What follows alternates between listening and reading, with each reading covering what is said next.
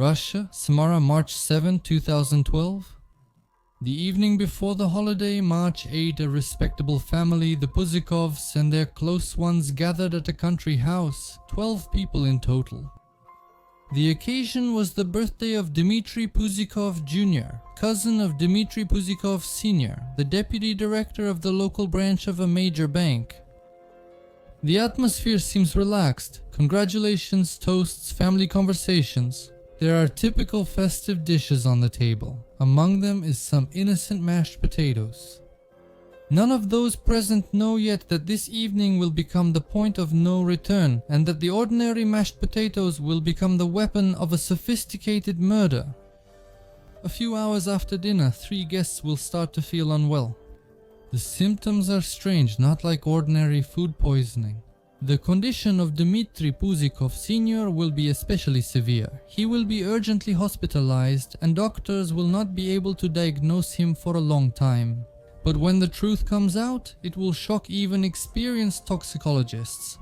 Thallium sulfate is a very rare poison, almost impossible for most people to obtain. It is colorless, tasteless, and odorless.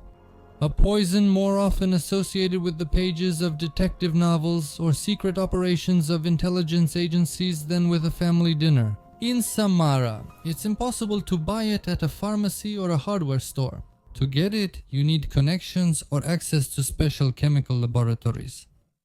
Dmitry Puzikov Sr. dies in the hospital after 10 days of painful struggle. The investigation immediately concludes that the poison was in that very mashed potatoes, Dmitry Dimatorzok. The circle of suspects narrows to the limit.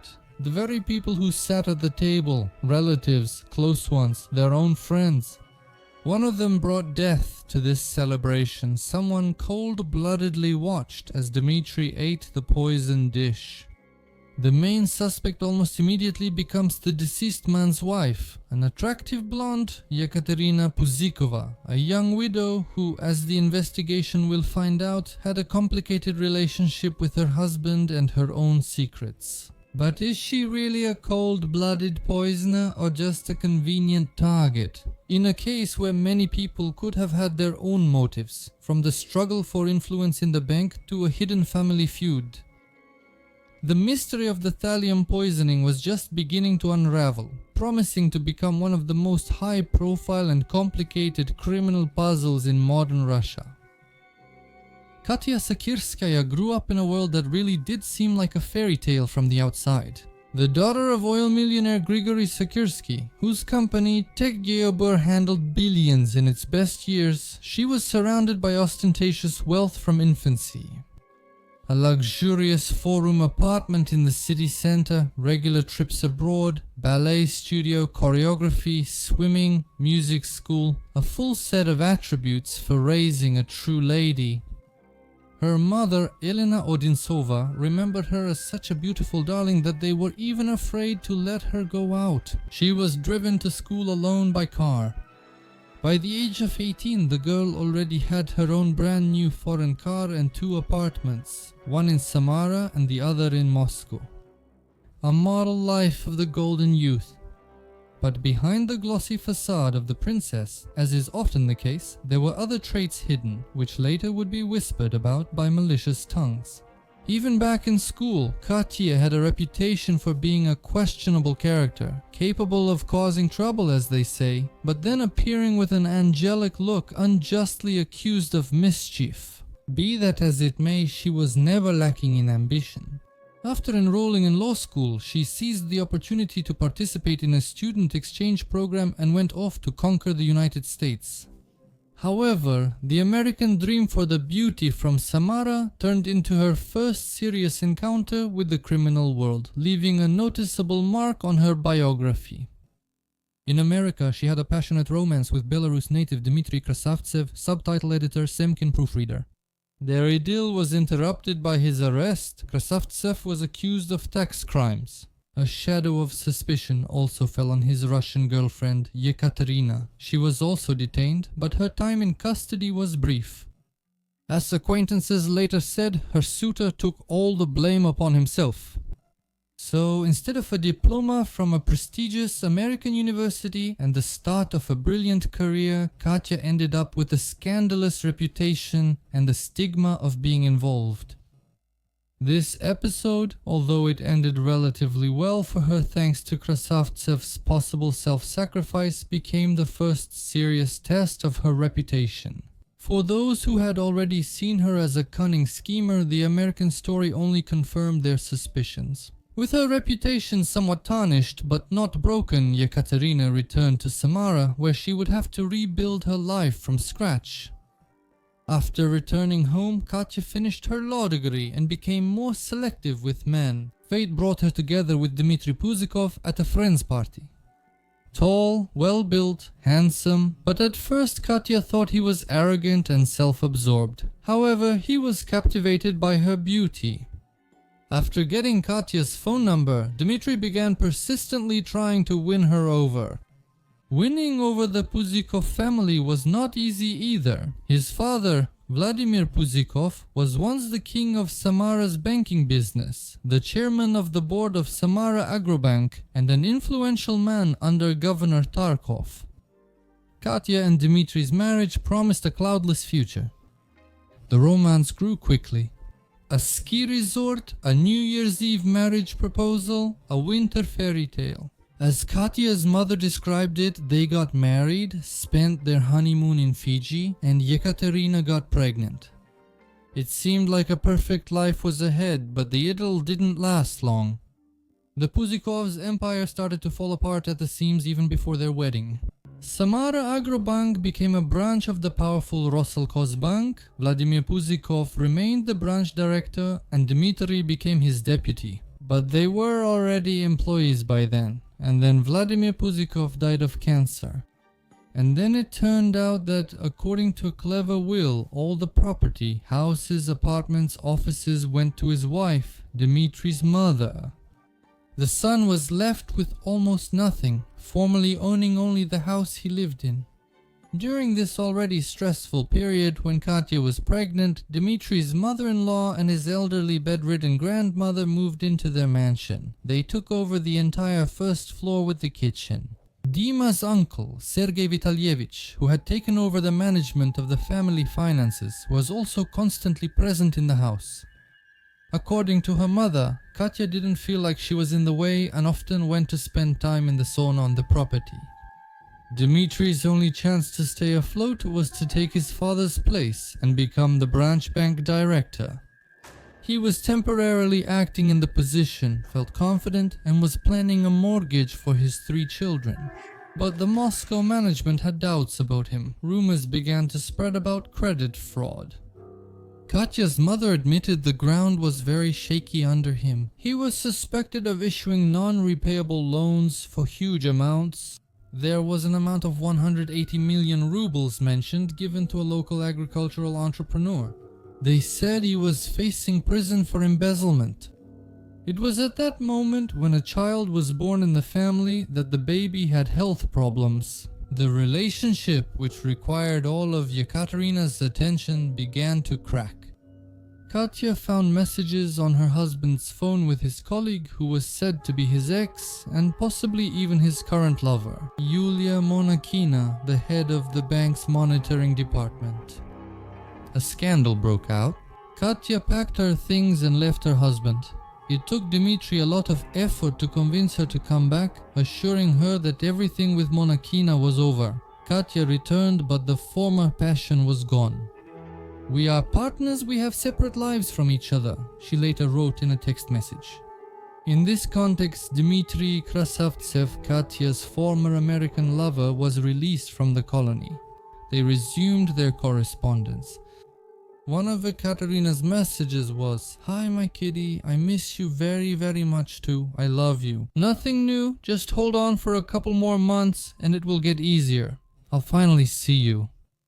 These couple of months will later become almost direct evidence of her plan to take her husband's life for the investigation.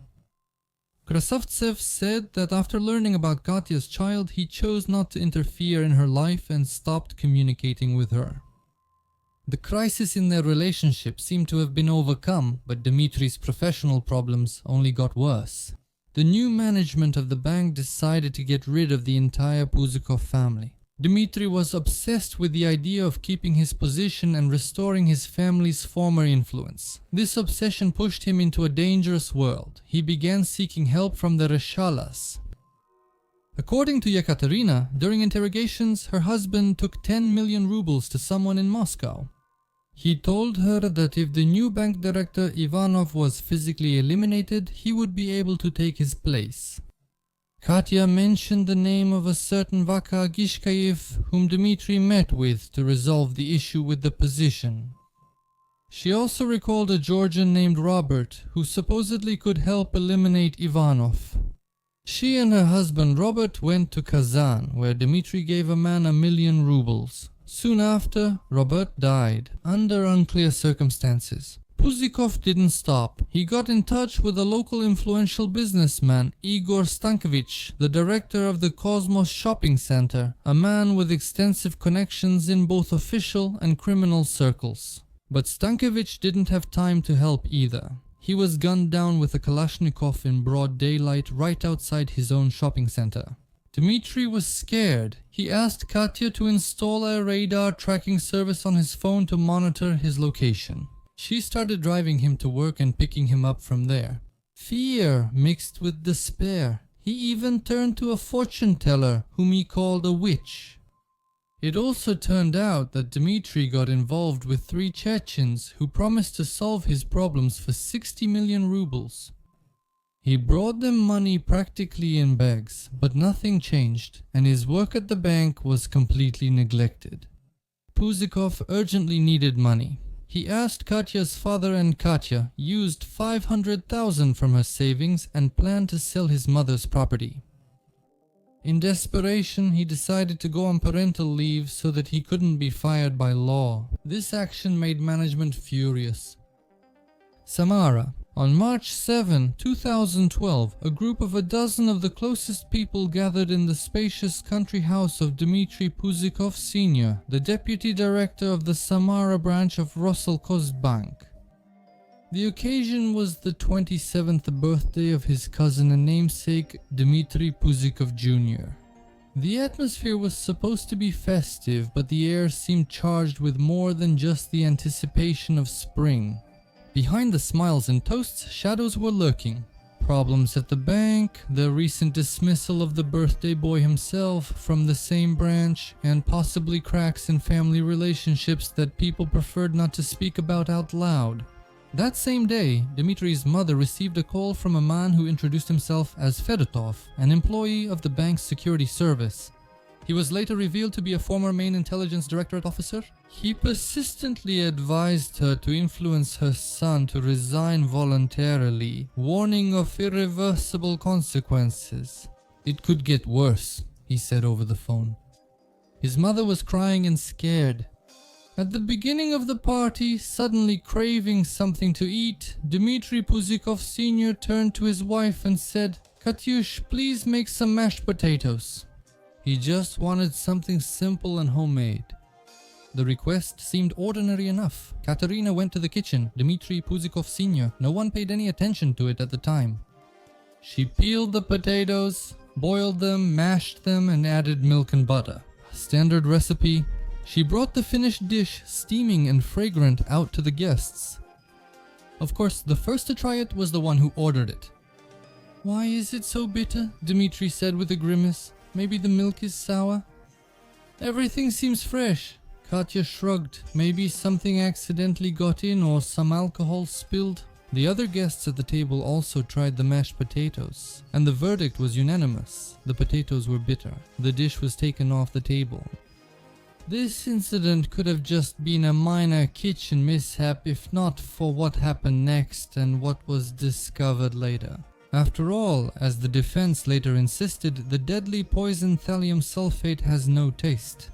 So where did the bitterness come from? Was it an accident, a disguise, or did the herb itself have a taste in that form? The question remained unanswered.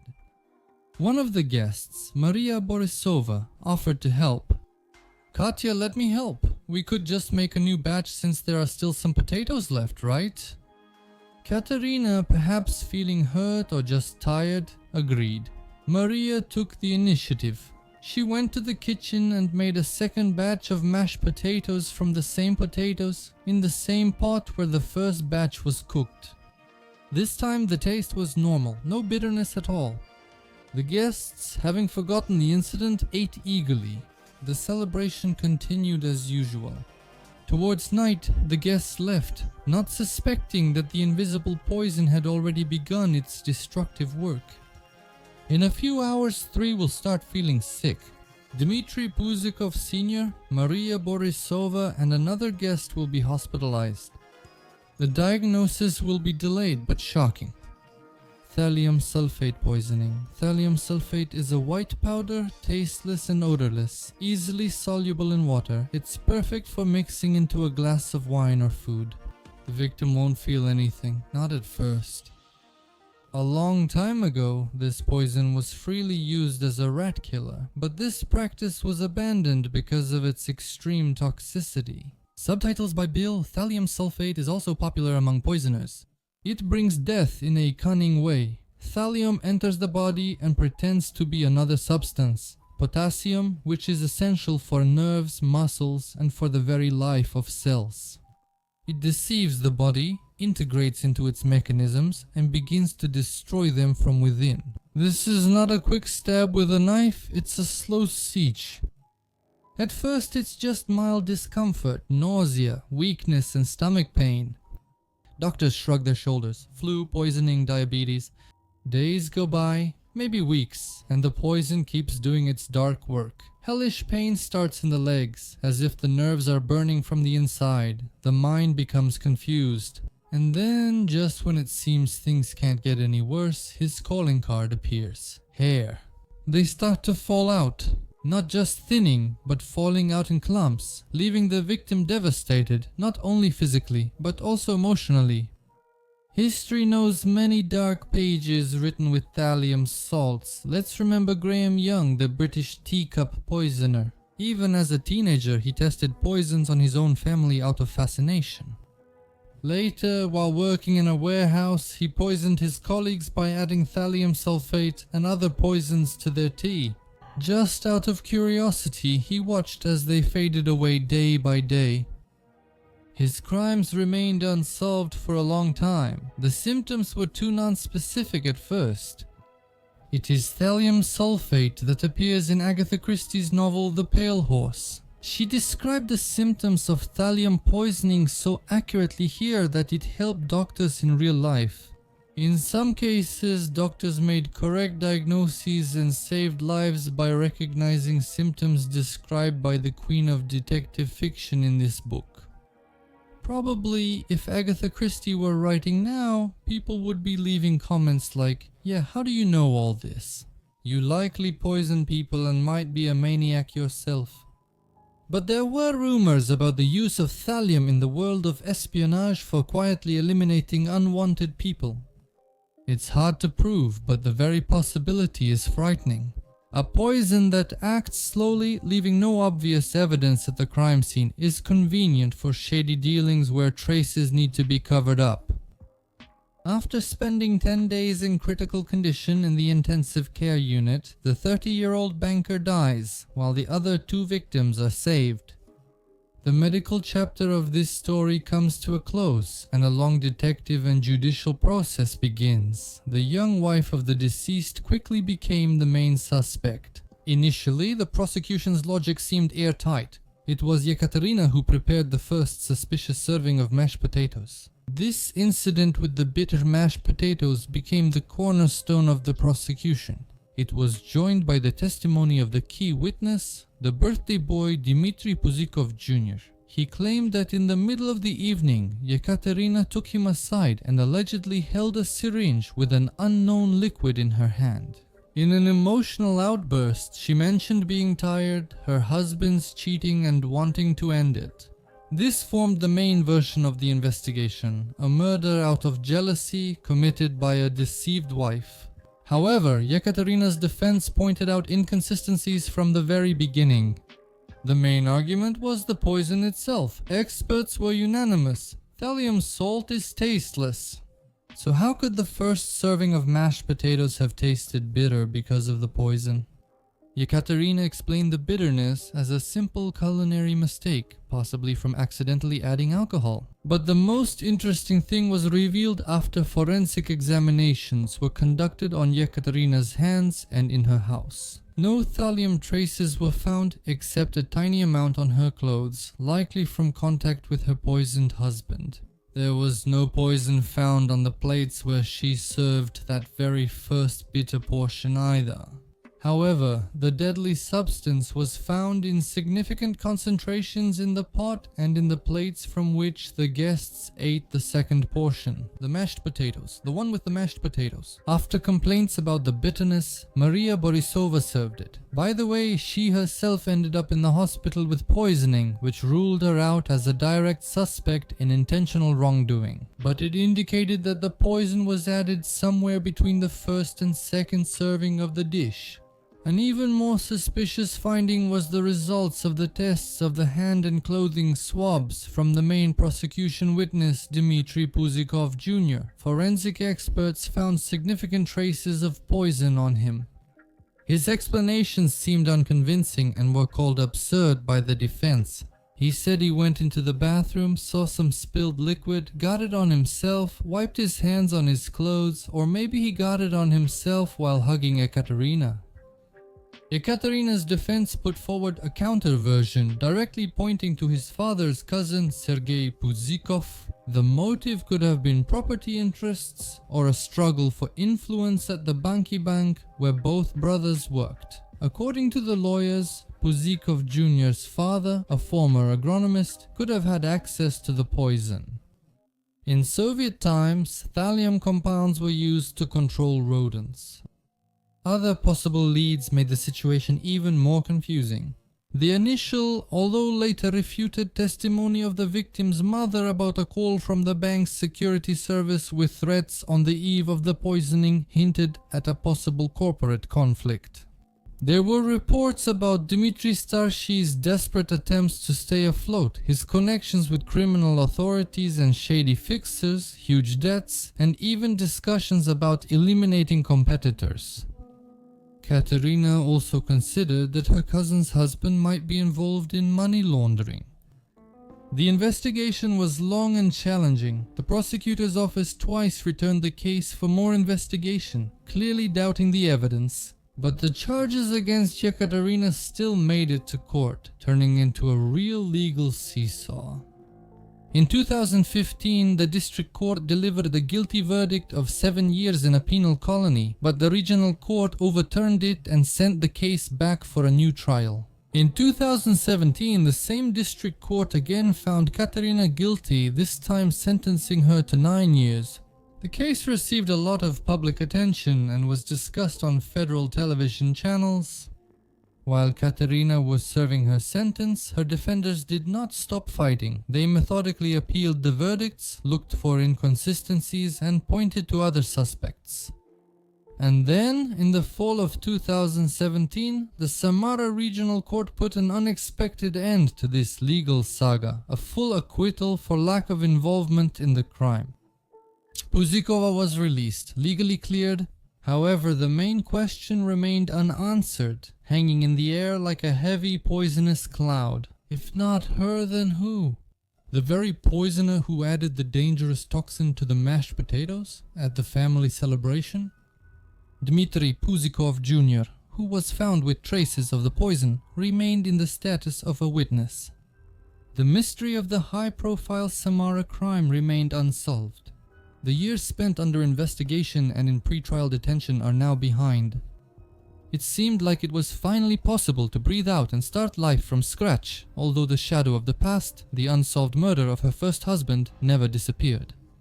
Lawyer Andrei Karnamazov later admitted that he advised Katerina to run away, maybe to the United States, and she even considered it, but she still stayed in Samara. Trying to escape the shadow of the past, she changed her last name from Puzikova to her maiden name, Sakarskaya. The hope for a new life became real when Alexei Rezkov, a kickboxer and the president of the Kickboxing Federation of the Samara region, appeared in her life. She met him when she brought her little son Vova to training. They started a relationship.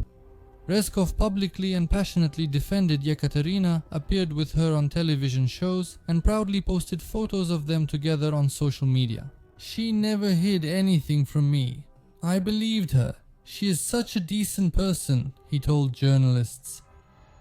They had a quiet wedding, moved into a new apartment, and Yekaterina opened a Ukrainian cuisine restaurant called Spotikash. Ironically, the woman accused of poisoning could now be found as the hostess of an establishment where guests were served dumplings, also with potatoes. It was said that many people went there not only to eat but also out of curiosity. Later, she became a licensed attorney and expressed her desire to defend those who were unjustly accused. She even had ambitions to go into politics and become a member of the city council. However, the marriage did not last long. They separated. The reason for this was Alexei's difficult personality, his aggressiveness, jealousy, and desire for total control. According to Katerina's friends, her husband even sometimes beat her. She herself called him unstable. Rezkov did not want to leave Katerina alone. He stalked her, sent threats, and damaged her car. She moved to Krasnodar and started doing something related to finance and investments. However, her attempt to escape her bitter past turned out to be unsuccessful. Samara, July 2nd, 2021.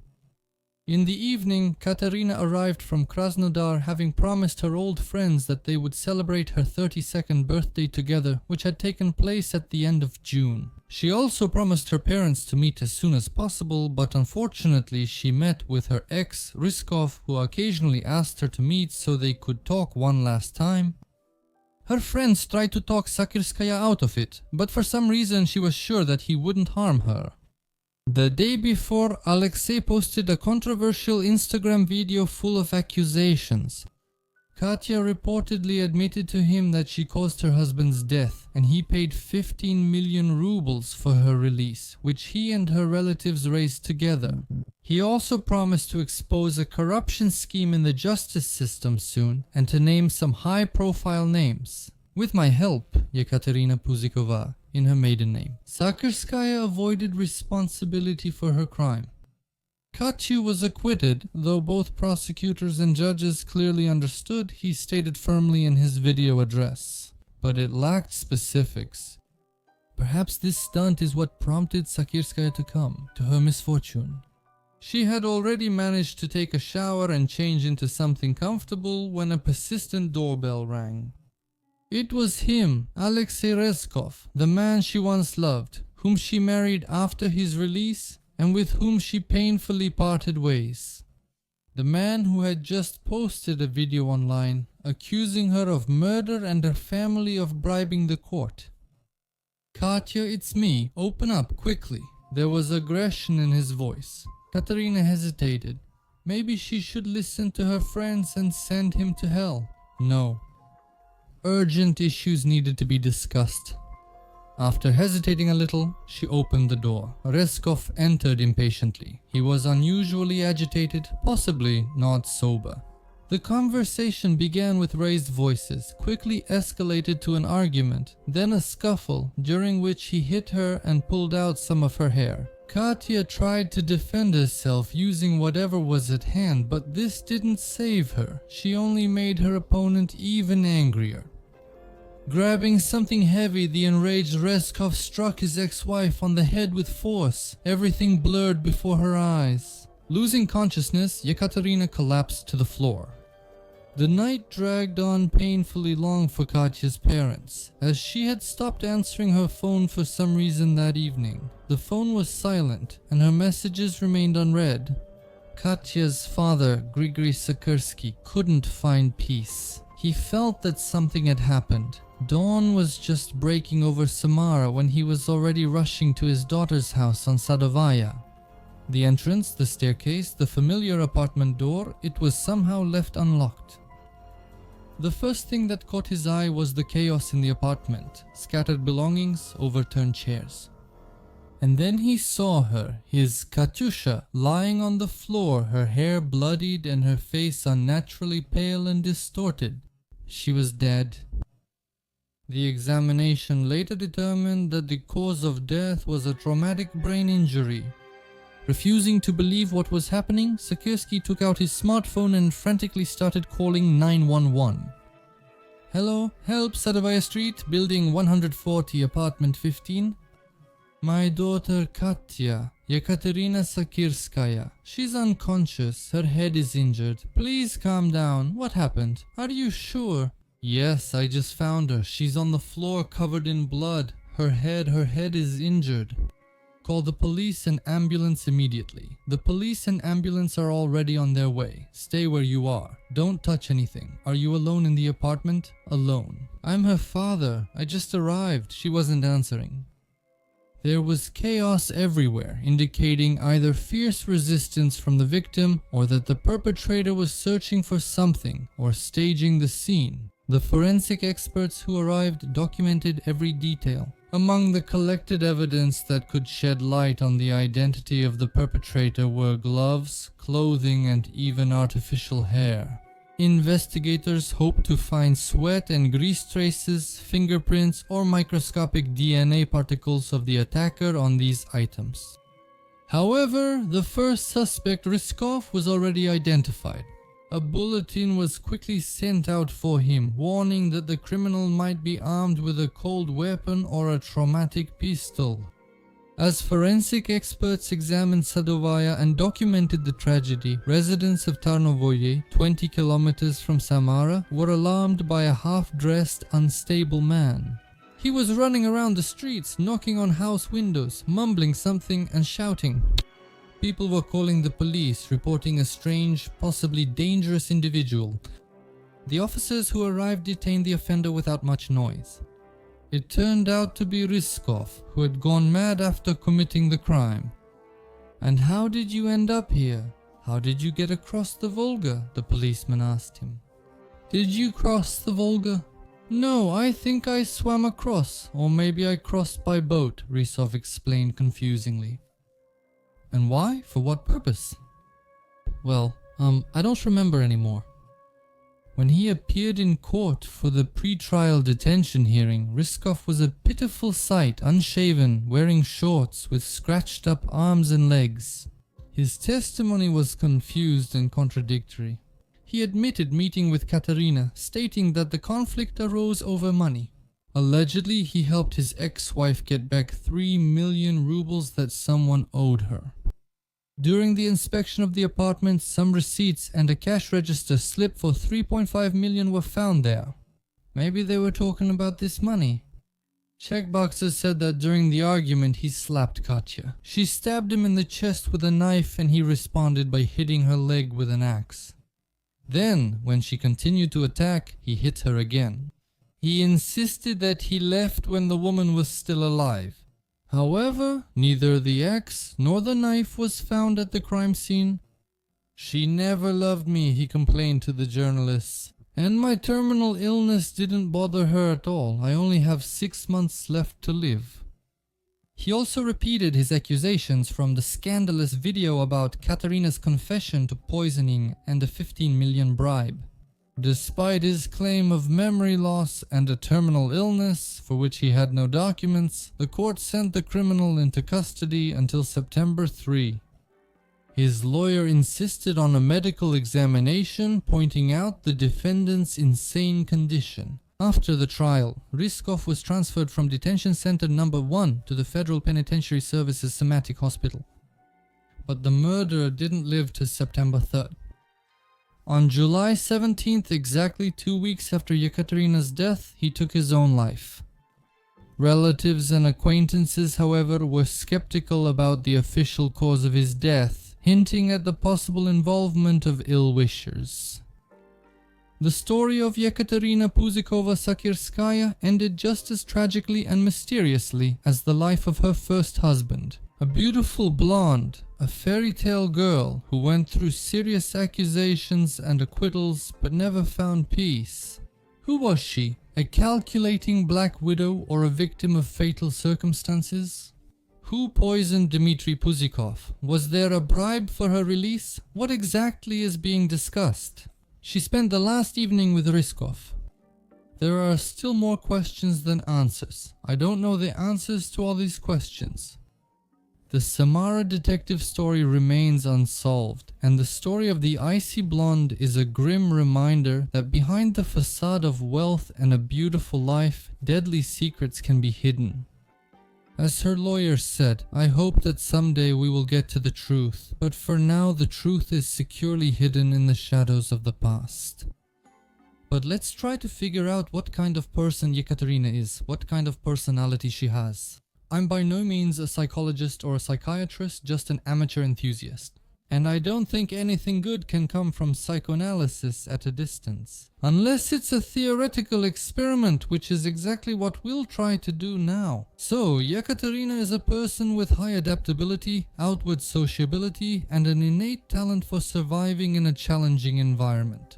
Since childhood, Yekaterina was surrounded by luxury and attention, but she quickly learned to use her princess image to conceal her manipulative, vindictive, and impulsive traits. She clearly displays a narcissistic personality structure with elements of histrionic and borderline traits. Possible disorders and accentuations include borderline personality disorder with sharp fluctuations in relationships, dramatism, strong emotional dependence, a sense of emptiness, episodes of destructive behavior, outbursts of rage, questionable relationships, and possible simulations. Narcissistic accentuation is also present, with a need for admiration, a painful reaction to criticism, a desire for external recognition, and an inflated self-esteem combined with internal instability. Histrionic traits include theatricality, an increased need for attention, and seductiveness as a tool of influence. Paranoid traits are also present, such as a tendency towards suspicion, searching for enemies, belief in conspiracies, and hypervigilance. Her reactions to threats and intrigues at the bank show signs of this. There is no classical diagnosis in the documents, but her behavior and biography meet the criteria for mixed personality disorders. Could she have been a criminal? Is motivation possible? Theoretically, yes. A combination of factors: a broken marriage, infidelity, financial instability, the return of a former lover, the desire to be free from the pressure of her mother-in-law, a sick child, and her husband's second life. Was her guilt proven? No, she was acquitted completely, found not guilty. Moreover, no traces of poison were found on her hands or in the food she personally prepared. The poison was found in food prepared by another woman. The poison was found on her husband's cousin, who was a witness for the prosecution and may have been involved himself. Motives. Several other people had access to the poison, including Kuznetsov's father. The likelihood of Yekaterina's involvement is moderate based on indirect evidence, but legally she is not guilty. The court found the evidence against her insufficient. However, her personality, environment, and connections suggest that she could have been part of a more complex intrigue or used the situation to her advantage, even if she was not actively involved in the crime. Was she capable of poisoning? Apparently, yes, psychologically. And the personality traits of Yekaterina, impulsiveness, vindictiveness, emotional instability, and a tendency toward drama, could in an extreme situation push her to take drastic measures. Especially considering the psychological pressure, loss of status, her husband's infidelity, and loneliness. But there is no evidence, and there are serious reasons to doubt her guilt. Conclusion: Yekaterina Puzikova is neither a victim nor a maniac, but an archetypal ice blonde, a woman living on the edge between a glamorous abyss, love and disgust, accusation and acquittal. A potential criminal? Possible. A criminal by court? No. By the way, if you want to get the same kind of entertaining analysis of your personality, all the information about it is on Telegram. I'll likely put the link below the video. Go check it out and get it, but don't take it seriously, it's just for entertainment. And what do you think about this case? Leave your comments, watch other videos on the channel, they come out even if you don't always get notifications about them. Subscribe to the Strashno.tai Telegram channel for unique content, the link is below the video.